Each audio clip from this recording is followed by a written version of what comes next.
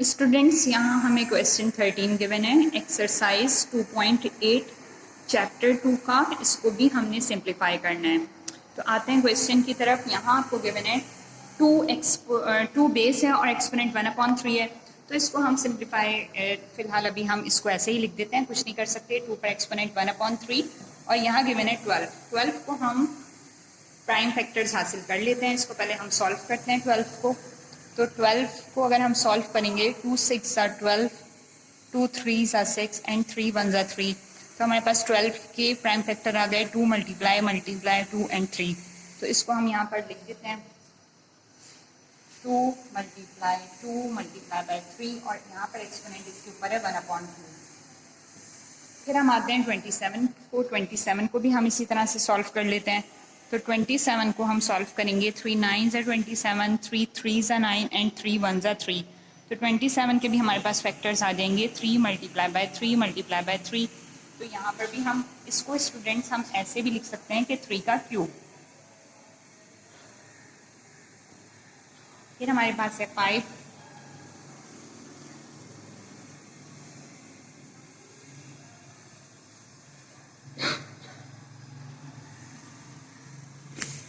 को हम ऐसे ही लिख देंगे। फिर इसके बाद हम आते हैं 10 पर। 10 को हम ब्रेक करेंगे, 2 5s are 10, एक्सपोनेंट 1/2।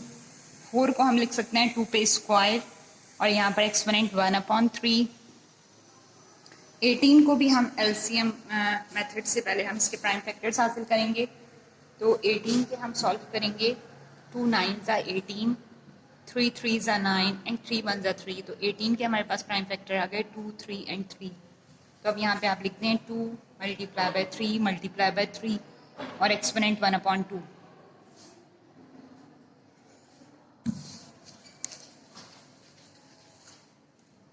फिर यहाँ पर लिखा हुआ है स्टूडेंट्स 81। अब 81 को आप वही प्राइम फैक्टर्स हासिल करें 81 के। तो हम लिख सकते हैं 3 2s are 6, 3 7s are 21, 3 9s are 27, 3 3s are 9 and 3 1s are 3। Means कि अगर आप 3 पर एक्सपोनेंट 4 लिखते हैं तो वो बन जाएगा 81, क्योंकि 3 यहाँ 4 टाइम्स गिवन है। तो यहाँ पर हम लिख देंगे 3 पर एक्सपोनेंट 4 और एक्सपोनेंट 1/4। अब हम इस पर पावर लॉ यूज़ करेंगे। फर्स्ट स्टेप में 2 पे एक्सपोनेंट 1/3 हमने लिख दिया। अब यहाँ पे 2 पे एक्सपोनेंट 1/2, 2 पे एक्सपोनेंट 1/2 एंड 3 पे एक्सपोनेंट 1/2। हमने इन तीनों को सेपरेट करके पावर लिख दी है।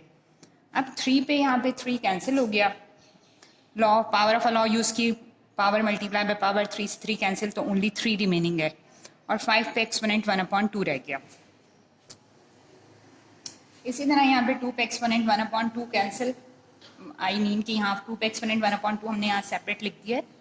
फिर इस तरह से 5 पे 1/2 भी लिख दिया है।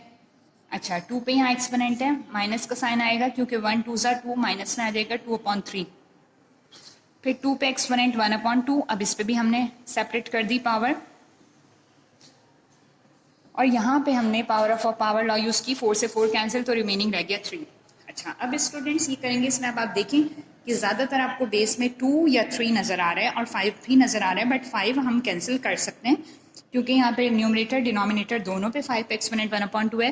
तो ये कैंसिल इसके साथ, और 2 पे एक्सपोनेंट 1/2 है तो 2 पे एक्सपोनेंट 1/2 ये कैंसिल इसके साथ। 3 पे एक्सपोनेंट 1/2 है, 3 पे एक्सपोनेंट 1/2 है, ये इसके साथ कैंसिल। 2 पे एक्सपोनेंट 1/2, 2 पे एक्सपोनेंट 1/2 इसके साथ कैंसिल। अच्छा, अब 3 से 3 कैंसिल।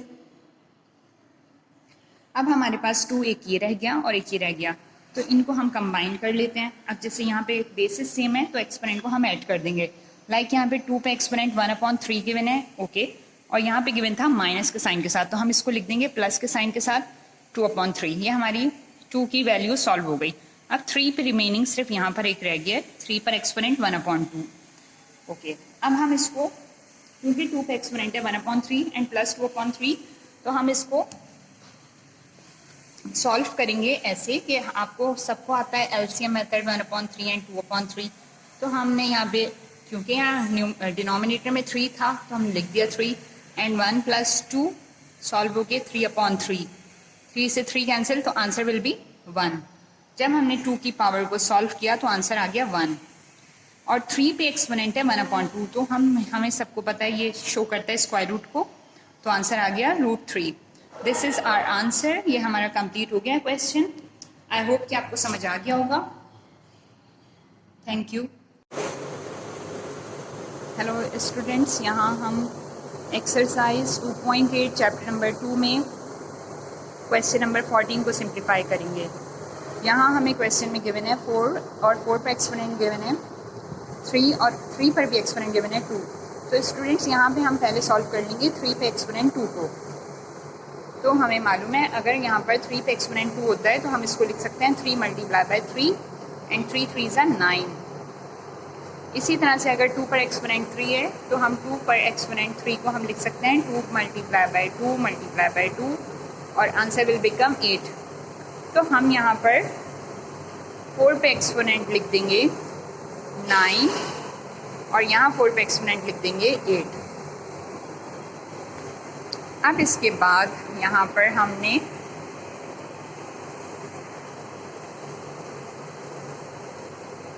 इस क्वेश्चन को हम ऐसे लिख सकते हैं क्योंकि डिवाइड है बीच में, तो law of quotient of a power use कर लेंगे।